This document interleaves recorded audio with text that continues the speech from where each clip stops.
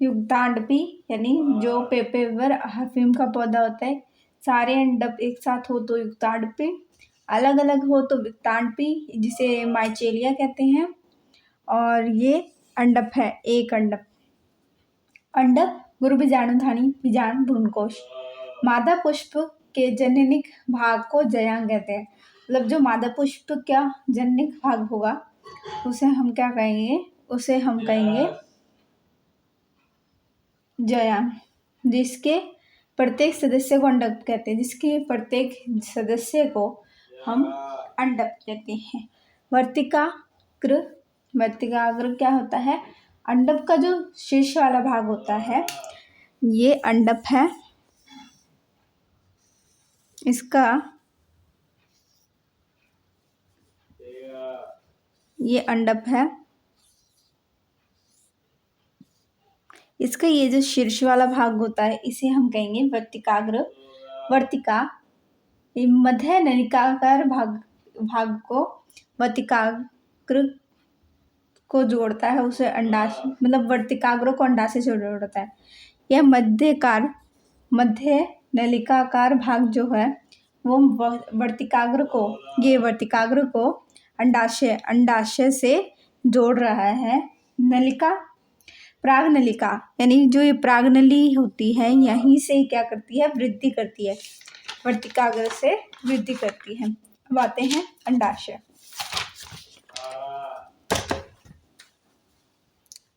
अंडाशय अंडक का आधार्य व फूला हुआ भाग, यानी आधार जो उसका नीचे वाला भाग होता है वो थोड़ा सा क्या होता है, फूला हुआ होता है। इस भाग को हम कहते हैं अंडाशय।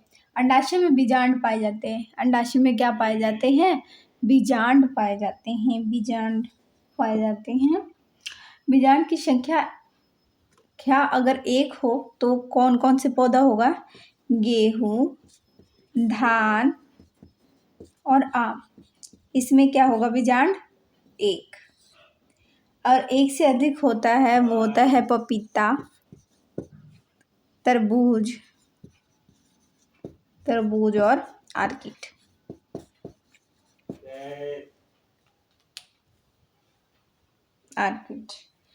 अब गुरु बीजाणुधानी या बीजांड की संरचना। गुरु बीजाणुधानी या बीजांड की संरचना, इसकी संरचना होती है इस प्रकार की, ठीक है। और यहाँ पे अध्यावरण जो एक भी होते हैं, दो भी होते हैं, ठीक है। और यहाँ जो मतलब इसके नीचे जस्ट नीचे वाला भाग यहाँ पे ही ये होता है निभाग। निभाग इसके बीच में दो केंद्र की और यहाँ सहायक कोशिका, इससे ये है भ्रूणकोश। क्या है, भ्रूणकोश। ये जो है ये है भ्रूणकोश।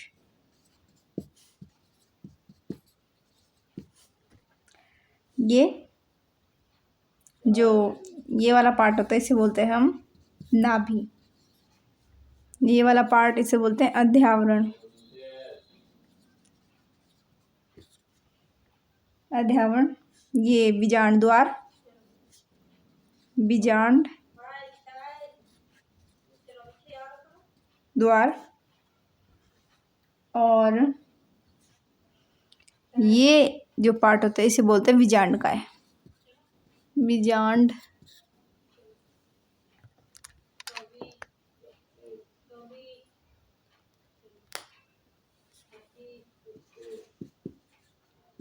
काय। अध्यावरण 2n यानी कि समसूत्री होता है। और ये है, ये जो है ये है बीजांड वृंत, बीजांड वृंत।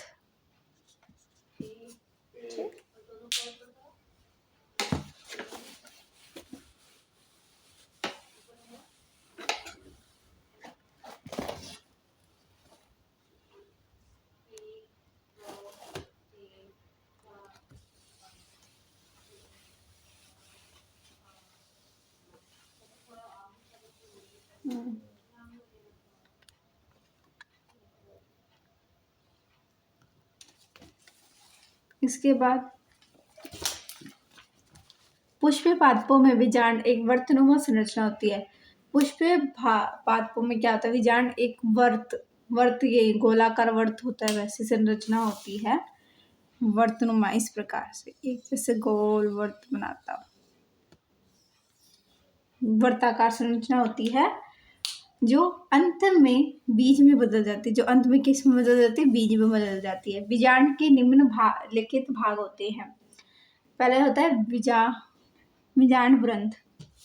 बीजांड ग्रंथ तो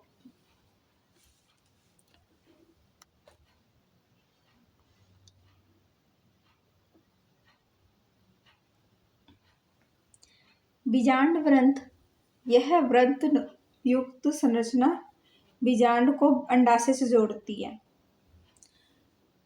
बीजांड ग्रंथ वह भाग होता है जो बीजांड मतलब अंडाशय को बीजांड से जोड़ती है।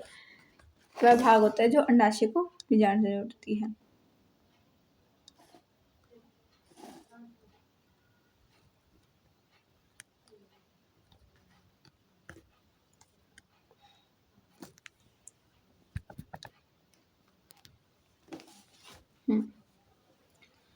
यह व्रंत युक्त संरचना होती है जो बीजांड को अंडाशय से जोड़ती है। बीजांड व्रंत का वह भाग जो कि बीजांड से जुड़ता है नाभिका कहलाता है। वह भाग जो कि बीजांड से जुड़ता है वह तो नाभिका होती है।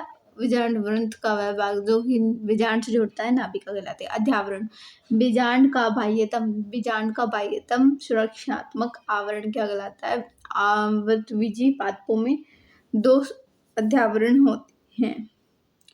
लीची में 2 के स्थान पर एक तीसरा अध्यावरण होता है जिसे कि एरिल कहते हैं, जो खाने योग्य भाग होता है। बीजांड द्वार, बीजांड के जिस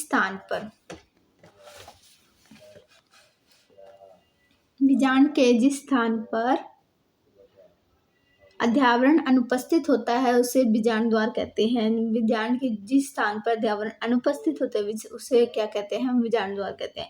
बीजांड काय, यह बीजांड का मुख्य भाग होता है। कैसा भाग होता है, मुख्य भाग होता है, जो मध्ययुत कोशिका का बना होता है। जो किसका बना होता है, मध्ययुत कोशिका का बना होता है।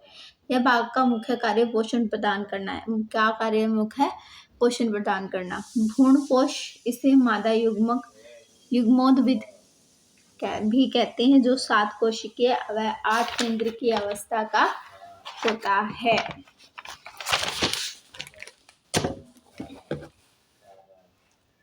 गुरु बीजाणु द्वार के विपरीत भाग को निभाग कहते हैं, जो कि बीजांड व्रंत मतलब बीजांड का आधारीय भाग होता है। नोट याद रखना है कि बीजांड द्वार के जो विपरीत भाग होते हैं निभाग चालाजा कहते हैं, जो कि बीजांड का आधारीय भाग होता है। गुरु बीजाणु जनन, मेटास्पोरोजेनेसिस। गुरु बीजाणु मातृ कोशिका में अर्धसूत्रीय विभाजन से 4 अगुणित गुरु बीजाणु बनने की क्रिया को गुरु बीजाणु जनन कहते हैं। यानी गुरु बीजाणु जो मातृ कोशिका है उसमें क्या होगा, अर्धसूत्रीय विभाजन होगा, जिससे 4 अगुणित गुरु बीजाणु बनने की क्रिया को गुरु बीजाणु जनन कहते हैं। गुरु बीजाणु जनन की क्रिया के पश्चात बनने वाले गुरु बीजाणु रेखीय चतुष्क के रूप में स्थित होते हैं। गुरु बीजाणु जनन की क्रिया के पश्चात गुरु बीजाणु जनन होगा, उसकी क्रिया के पश्चात गुरु बीजाणु रेखीय चतुष्क के रूप में स्थित होगा। क्या होगा, रेखीय चतुष्क के रूप में स्थित होगा, जिसमें से 3 गुरु बीजाणु जनन की कमी के कारण नष्ट हो जाते हैं। गुरु बीजाणु जनन पोषण की कमी के कारण नष्ट हो जाते हैं। अतः एक गुरु बीजाणु से संपूर्ण भ्रूणकोश मादा युग्मोद्भिद का परिवर्धन होता है। इसे एक बीजाणु परिवर्धन कहते हैं।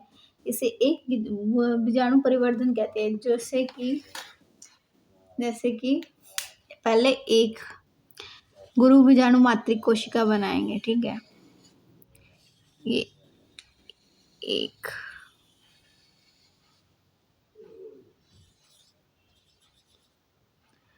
और अब ये हमारी जो मातृ कोशिका है इसमें होगा विभाजन।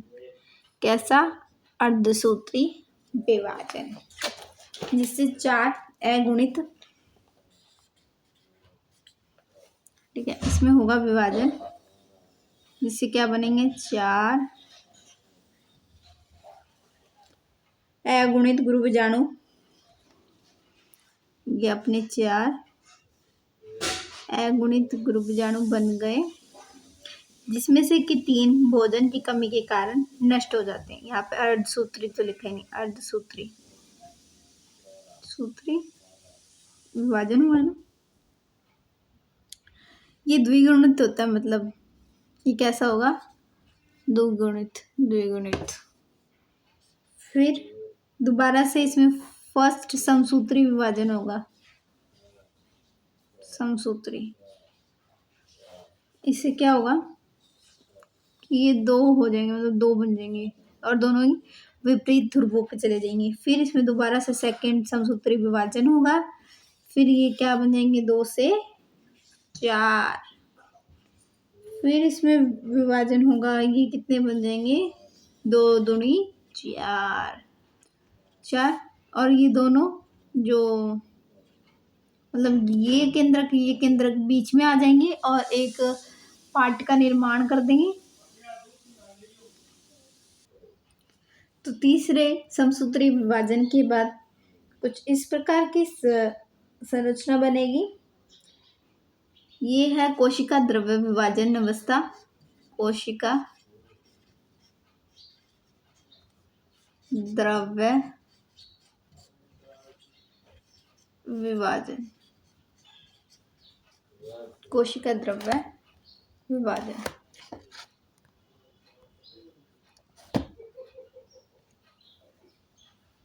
और मादा युग्मोद्वैत, ये मादा युग्मोद्वैत। और अंड कोशिका, ये अंड कोशिका,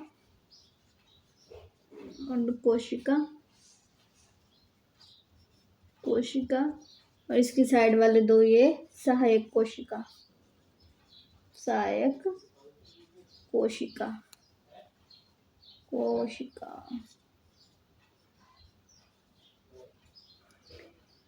ये प्रतिमुखी कोशिका,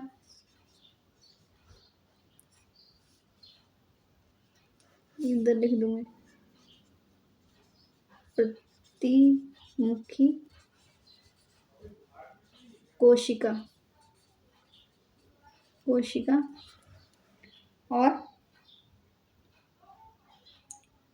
और इन दोनों का हम बोलेंगे पूरे को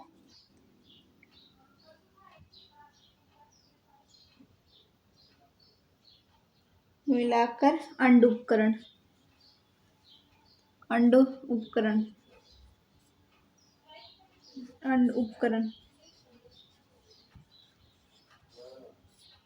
पढ़ती हूँ अब आगे क्या है। ये अगुणित होते हैं। ये कैसे होते हैं, ये अगुणित होते हैं, मतलब n गुणित, 2n गुणित।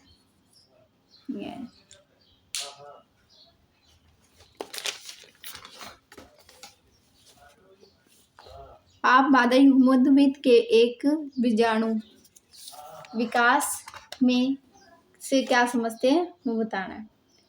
भ्रूण कोश मादा युग्मोद्वैत का परिवर्धन, गुरु बीजाणु जनन की क्रिया के दौरान उपस्थित क्रियात्मक गुरु बीजाणु बीजाणुकाई से पोषण प्राप्त कर आकार में बड़ा हो जाता है। पोषण प्राप्त कर आकार में क्या हो जाएगा, बड़ा। गुरु बीजाणु के केंद्रक में समसूत्री विभाजन से 2 केंद्रक विपरीत ध्रुवों पर चले जाते हैं। 2 केंद्रक बनते हैं और विपरीत ध्रुवों पर चले जाते हैं। दूसरे व तीसरे समसूत्री विभाजन में के पश्चात दोनों ध्रुवों पर 4 केंद्रक का निर्माण होता है। दोनों ध्रुवों पर 4 केंद्रक का निर्माण होता है। दोनों ध्रुवों से एक केंद्र भाग की ओर गति करते हैं, जिसे ध्रुवीय केंद्र कहते हैं। दोनों केंद्रक क्या करते हैं, ध्रुवों से कहाँ गति करते हैं, केंद्रक में भाग लेते हैं, केंद्र में गति करते हैं और एक भाग बना लेते हैं, जिसे क्या कहते हैं, ध्रुवीय केंद्रक कहा जाता है। ठीक है, ध्रुवीय केंद्रक। केंद्रक विभाजन के पश्चात कोशिका द्रव्य, केंद्रक विभाजन के बाद क्या हो जाता है, कोशिका विभाजन। ये देखो, कोशिका एक अलग अलग कोशिका बना ली। ठीक है, कोशिका विभाजन होता है, जिससे ये क्या, कौन सी अवस्था होती है, होती है 7 कोशिकीय व 8 केंद्रकीय। इस अवस्था को कहते हैं 7 कोशिकीय व 8 केंद्रकीय। 7 कोशिकीय व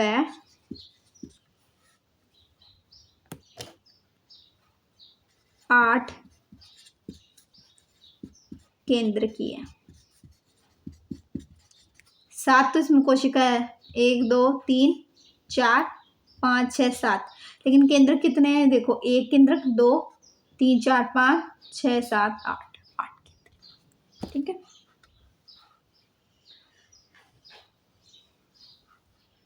ये है आखिरी का भ्रूणकोश, जिसमें है प्रतिमुखी कोशिका, कोशिकीय, केंद्रकीय कोशिका या द्वितीयक कोशिका।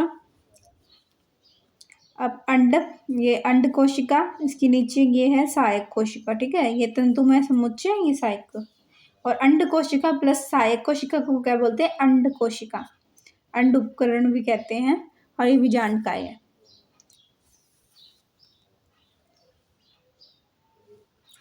यह एक अंडाकार बहुकोशिकीय संरचना होती है। एक गुरु बीजाणु से 3 समसूत्री विभाजन होने से 7 कोशिकीय 8 केंद्रकीय भ्रूणकोश का निर्माण होता है। भ्रूणकोश में निम्नलिखित संरचनाएं होती है: अंड उपकरण, बीजांड द्वार और पाई जाने वाली 3 कोशिका का समूह। बीजांड द्वार और पाई जाने वाली 3 कोशिका का समूह, ये 3 कोशिका का समूह, ये वाला। ठीक है, या फिर इसमें ही देख लो, चाहिए, ये 3 कोशिका का जो समूह है, इसे हम कहते हैं अंड उपकरण, जिसमें 1 अंड कोशिका व 2 सहायक कोशिका होती है। सहायक कोशिका में प्रवर्ध निकलते रहते हैं। प्रवर्ध क्या करते हैं, निकलते रहते हैं, जिन्हें कि तंतु रूपी समुच्चय कहते हैं। तंतु रूपी समुच्चय कहते हैं, जो रसायनों का स्रवण कर प्रागनली को आकर्षित करते हैं। क्या करते हैं, रसायनों का स्रवण कर प्रागनली को आकर्षित करते हैं। रसायनों का स्रवण कर प्रागनली को आकर्षित करते हैं।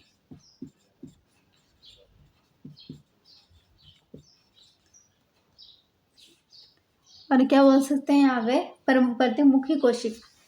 प्रतिमुखी कोशिका निभाग के तरफ पाई जाने वाली 3 कोशिका होती है। इसमें प्रोटीन, लिपिड पाए जाते हैं। यह बीजांडकाय से पोषण प्राप्त कर शीघ्र नष्ट होती है। बीजांडकाय से क्या करेगी, यह पोषण प्राप्त करेगी। तो ये याद रखना, क्या करती है, बीजांडकाय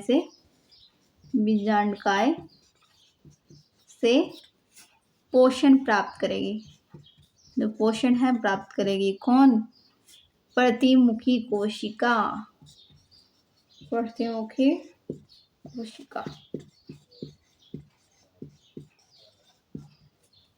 इसके बाद केंद्रीय कोशिका, यह भ्रूणकोश की सबसे बड़ी कोशिका होती है। भ्रूणकोश की कैसी कोशिका होती है, सबसे बड़ी। भ्रूणकोश की सबसे बड़ी कोशिका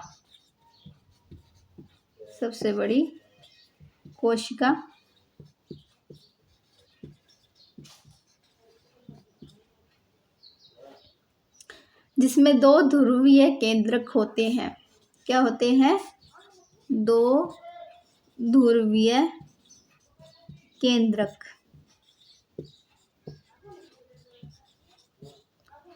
इसे द्वितीयक केंद्रक कहते हैं। 2 ध्रुवीय केंद्रक होता है, इस कारण से क्या कहते हैं, द्वितीयक केंद्रक। द्वितीयक केंद्र।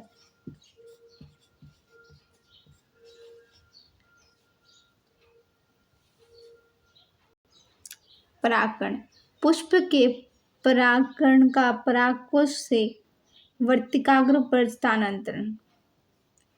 ये परागकोश है, इससे जब ये किस में हो जाता है स्थानांतरण, इसका वर्तिकाग्र में, ठीक है, ये वर्तिकाग्र में स्थानांतरण हो जाता है, तो इसे हम क्या कहते हैं, इसे हम कहते हैं परागकण। जब परागकोश से मतलब परागकोश से कहाँ स्थानांतरण हो जाता है, ये वर्तिकाग्र में स्थानांतरण हो जाता है, तो हम क्या कहते हैं इसे परागकण। परागकण, परागकण।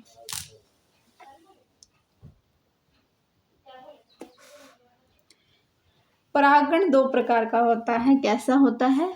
दो प्रकार का। तो परागकण है, वो होता है दो प्रकार का, स्वपरागण और परपरागण या परनिषेचन।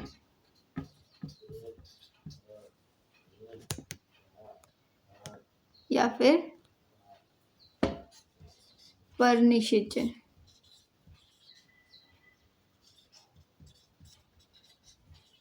ये परागण में बेसिकली वो होते हैं, मतलब एक ही पुष्प का परागण उसी पुष्प के वर्तिकाग्र या उसी पादप के दूसरे पुष्प की वर्तिकाग्र पर स्थानांतरण हो जाता है, तो वर्तिकाग्र मतलब स्वपरागण कहलाता है।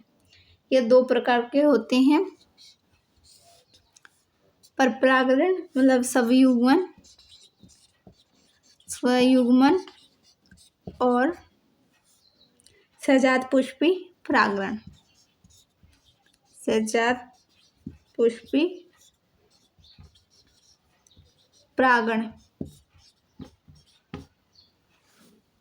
स्वयुग्मन, जब पुष्प के परागण, कोई पुष्प है उसके परागण मतलब परागकण को का उसी पुष्प के वर्तिकाग्र में स्थानांतरण होगा, तो वो क्या होगा? स्वयुग्मन। सजात पुष्पी परागण, जब पुष्प के परागकण उसी पादप के अन्य पुष्प पर, उसी पादप के क्या होगा? अन्य पुष्प पर अन्य पुष्प की वर्तिकाग्र पर स्थानांतरित होते हैं, तो वो कहलाते हैं सजात पुष्पी परागकण।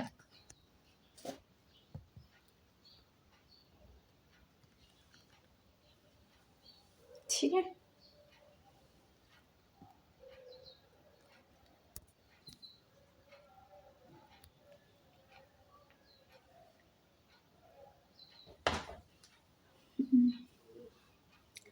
परपरागण या परनिषेचन।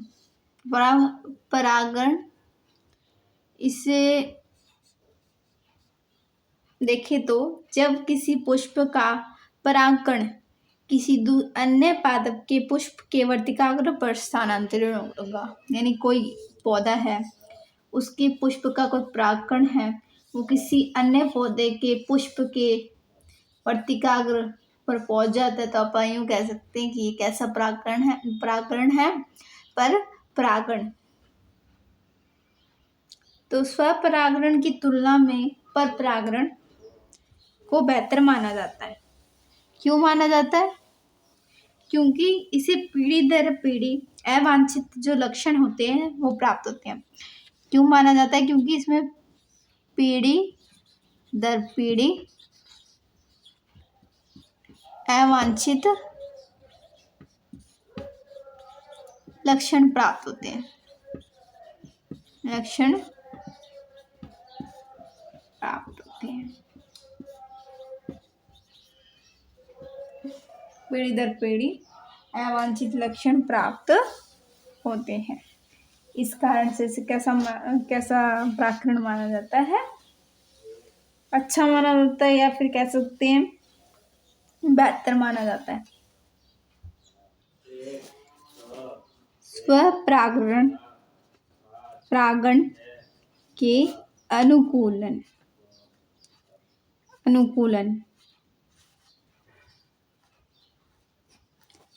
या फिर adaptation of a self pollination. तो इसमें है उभयलिंगी पुष्प। ठीक है, अब उभयलिंगी पुष्प क्या होते हैं वो देखते हैं। उभयलिंगी पुष्प, फर्स्ट, वे पुष्प जिसमें नर व मादा जननांग पाए जाते हैं उसे उभयलिंगी पुष्प कहते हैं।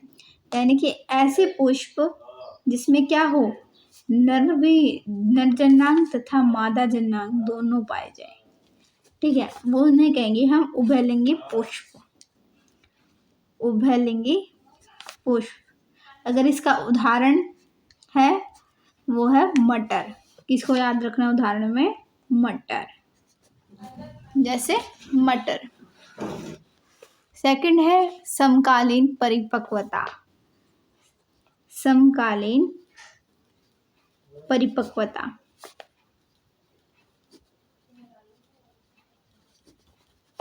ऐसे पुष्प जिसमें नर व मादा जननांग एक समय पर परिपक्व होते हैं। मतलब जो नर जननांग है वह जननांग मादा जननांग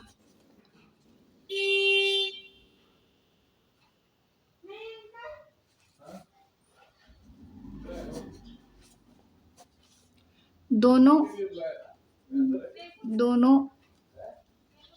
एक समय में